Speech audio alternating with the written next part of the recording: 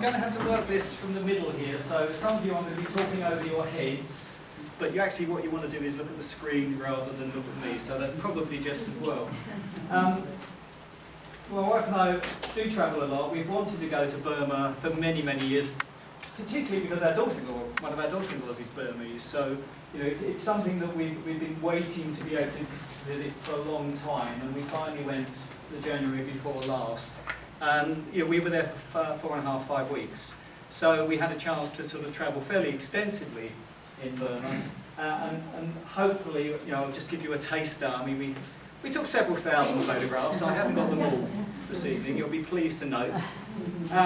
Just to give you a flavour of the kind of things you might see if you travel to Burma. I think it's worth just noting the position. It's sort of tucked in there between India, China, and Indochina and Thailand. If we come a little bit closer, the main Burman part and most of the tourist areas are in the sort of central lowland area that follow the river Irrawaddy. Surrounding that is a horseshoe of hills which are populated mainly by hill tribes, a variety of hill tribes. I think they recognise something like about 130 different tribal groupings. And that was actually the reason, apparently the reason for the name change. So the name Burma refers to the Burman tribe from the central region. Myanmar was a name that therefore encompassed the whole of the country. So I think I'll probably stick to Burma because that's what my daughter-in-law calls it for the moment. Okay,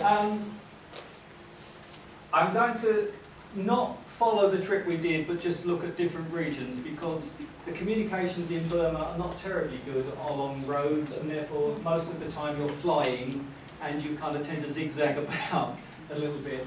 But I'll start by just briefly talking a little bit about Yangon and the south, including a side trip out to Jiaktiko, the Golden Temple, and Mumbai. The central region has got Pagan and also Inlay, although in fact they're quite, you'd never travel directly in between them. One's in the plain and the other is in the mountains. Mandalay itself is further north, and that includes side trips. You can sneak up into the mountains towards Rashio, just as far as Sihor quite easily. At the moment it's more difficult to get further, but hopefully that will open up as time progresses.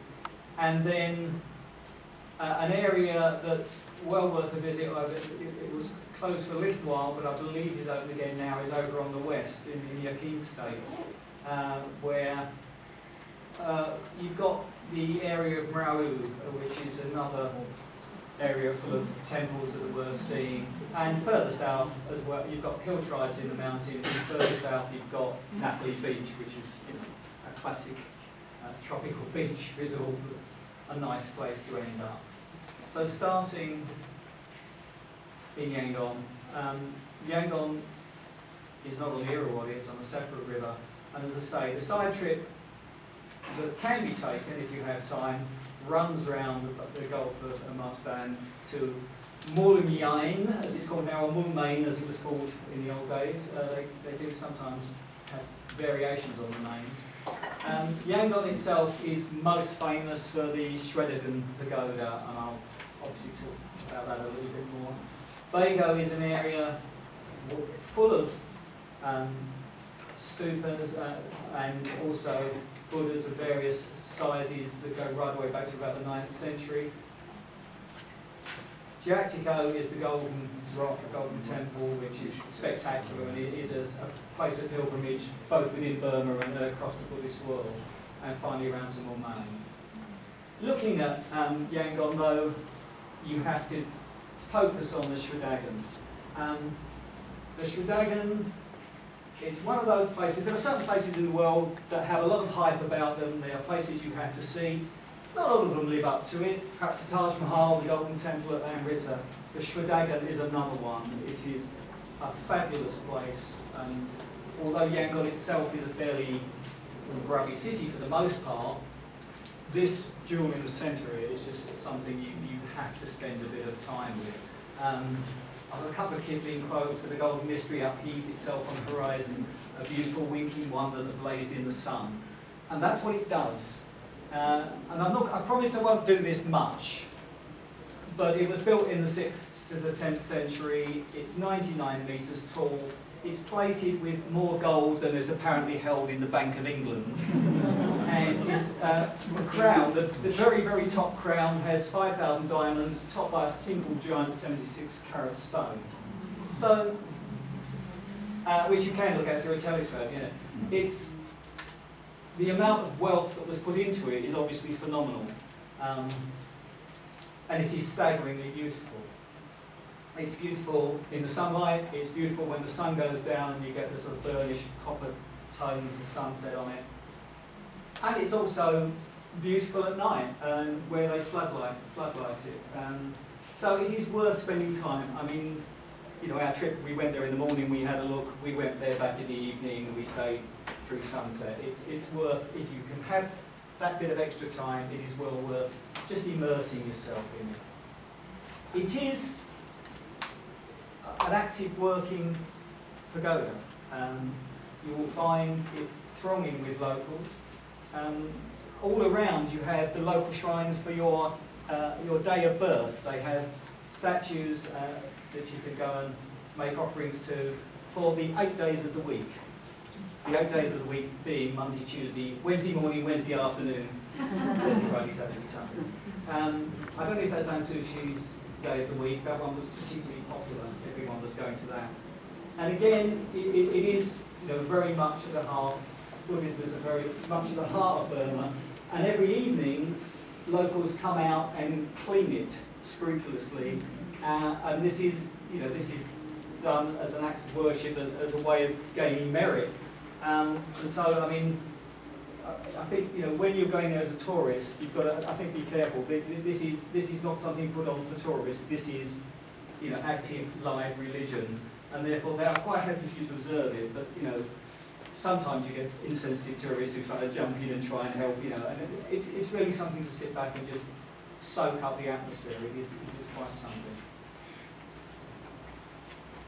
Around Yangon itself, well, there are some other stupas. There is a lovely lake, Kandauji Lake, where there's also a very nice hotel on Kandauji Lake, and there is a walkway that you can walk around, and you get these fabulous views across to the Shwedagon.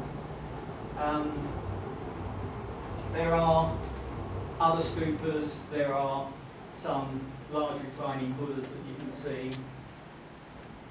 And the grounds itself, actually, there's quite extensive grounds around the Shwedagon, and it's, again, if you have time, it's very pleasant just to walk around the grounds, because there are these pools and small shrines and so on dotted all the way through. I can't guarantee the crow flowing past.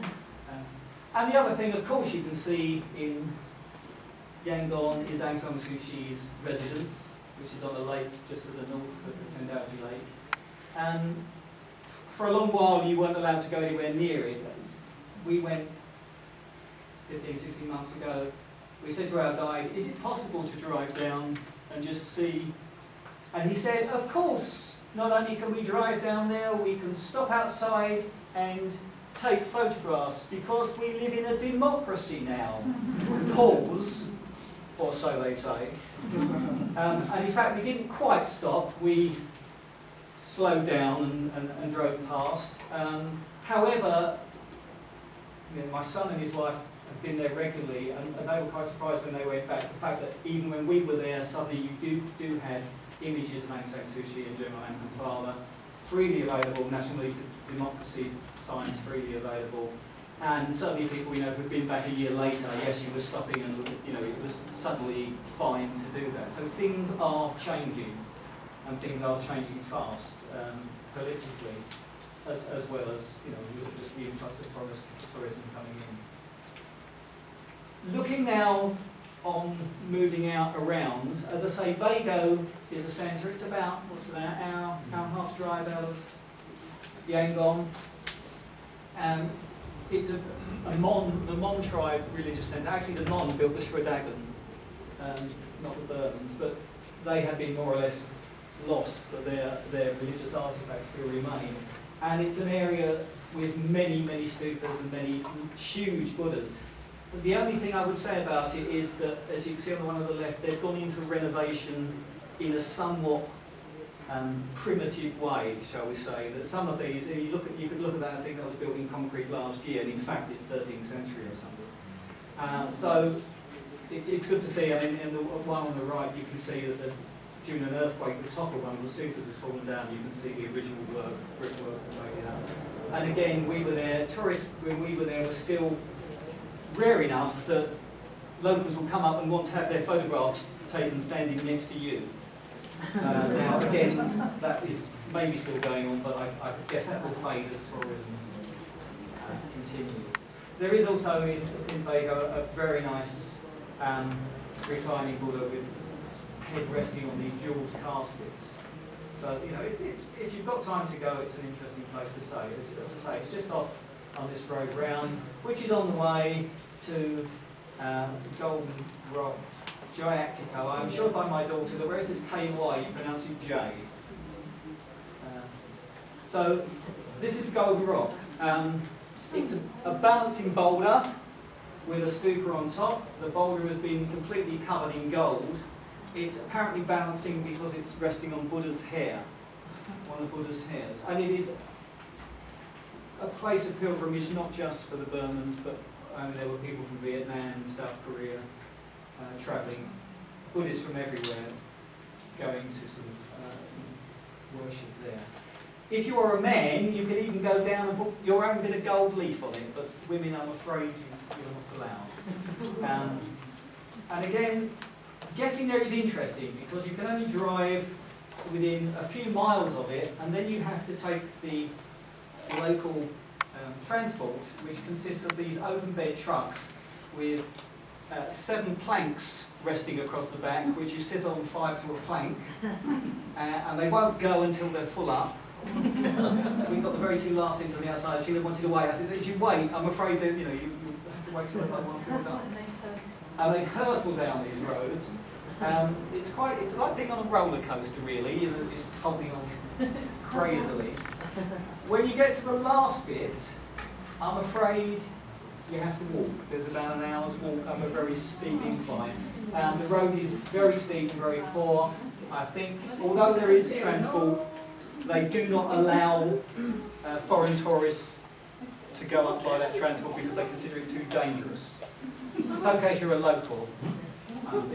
It's also worth saying if you do go up there and stay overnight, we didn't know that we would have porters carrying our luggage, and that's why those 4 porters are weighed down. You can see, porters will carry your bags. Unfortunately, we had a month's worth of luggage with us. They didn't seem to mind too much. And if you do get tired, there is an option.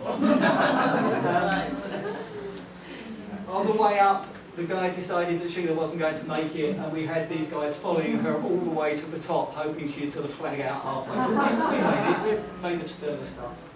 It's very hot. It was very hot. But as I say, it's fabulous in the daytime, it's fabulous at sunset. And at dawn it's very interesting because a lot of people sleep out in the open up there overnight, and they're almost like soup kitchens, feeding stations going on. So it is fabulous.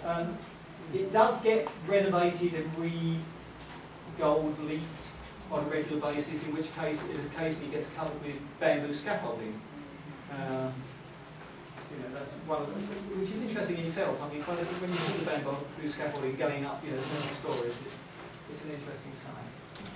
So that is the Golden Temple. Going round to Morlum Nyain or Mulmain, as it used to be known. Again, there's a Kipling quote by the old Mulmain pagoda looking eastward to the sea. There's a Burma girl set in, and I know she thinks of me from the road to Mandalay. I have to say, Kipling took liberties with geography. There's another line about the storm blowing up from China across the bay. Actually, you're looking not eastwards to China, but westwards to India from Mulmain. But hey, it's poetry.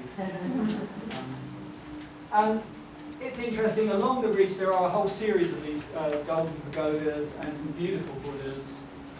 And down the riverside itself is also very attractive. So, if you have time to take a side trip out, it's worth doing. It's very pleasant. Okay, sorry, I need to go back to a different one. Oh, that's where that's the one. Let's go on to the central Burman region then. No. Let's try again. What's happening? Yeah, that's okay. In the central region, as I say, you have Bagan, which is in the plain, in the sort of central region, on the Irrawaddy, on the river, the big river that runs down through. Inlay is up in the mountains, and this is Shan State. This is one of the tribal areas up in the mountains. So although I've lumped them together for the sake of the presentation, you wouldn't normally go between them. I think we flew from Yangon to Heiho, which is near Inlay, and from there we flew to Mandalay, and then we got the boat back down to Bagan and flew somewhere else. So the way the transport works won't follow this by any means. But Bagan is on the bend of the river with a plain, and it's famous for being covered with hundreds, if not thousands, I think 4,000 of these students, these pagodas. A side trip from that is to Mount Bopha, if I can pronounce it correctly, which I'll come back to in a moment. But if you look at a satellite image, okay? If you look at a satellite image, you can see that these are just the big pagodas that are marked, dotted across the plain. It's a vast area, and there are just countless pagodas of all shapes and sizes, some of which you can climb up on the outside of, some of which you go inside and see gigantic teak Buddhas. It is just mind-boggling in its scale. We tried, the first morning I think we saw 12, and Sheila very dutifully started writing down the names of them, and I think by lunchtime that was it, we gave up. I mean, in the end, it was, you just thought, I like the look of that one, I'll go and look at that one. There are just